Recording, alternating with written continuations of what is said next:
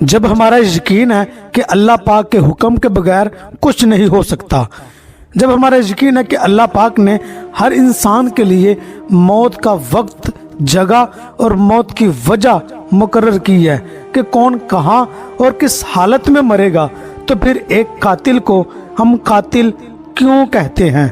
حالانکہ اللہ پاک نے مقتول کی موت اس قاتل کے ہاتھوں لکھی ہوگی، تو پھر اللہ کے ہاں وہ قاتل کیوں گناہگار ہے؟ جبکہ ہمارا یقین بھی ہے کہ اللہ پاک کے حکم کے بغیر کچھ نہیں ہو سکتا۔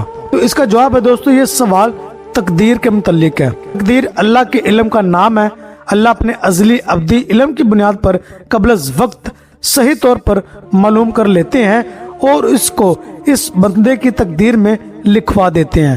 لہٰذا جو تقدیر میں لکھا ہوتا ہے، اس لکھے ہوئے سے مجبور ہو کر بندہ وہ کام نہیں کرتا، بلکہ جو کام بندہ اپنے اختیار سے کرنے والا ہوتا ہے اس کو اللہ نے اپنے علم کی بنیاد پر قبل از وقت جان کر لکھوا دیا ہے۔ لہذا تقدیر کی وجہ سے کوئی مجبور نہیں ہوتا، بلکہ اپنے اختیار سے نیکی یا گناہ کرتا ہے۔ جب اپنے اختیار سے کرتا ہے تو جزا سزا کا مستحق بھی ہوتا ہے۔ حضرت علی کرم اللہ وجہہ سے کسی نے اسی کے متعلق سوال کیا کہ انسان مجبور ہے یا با اختیار؟ تو آپ نے اس سے فرمایا ٹانگ اٹھاؤ۔ اس نے ٹانگ اٹھائی۔ پھر آپ نے فرمایا کہ دوسری ٹانگ بھی اٹھاؤ۔ تو اس نے کہا کہ وہ تو میں نہیں اٹھا سکتا۔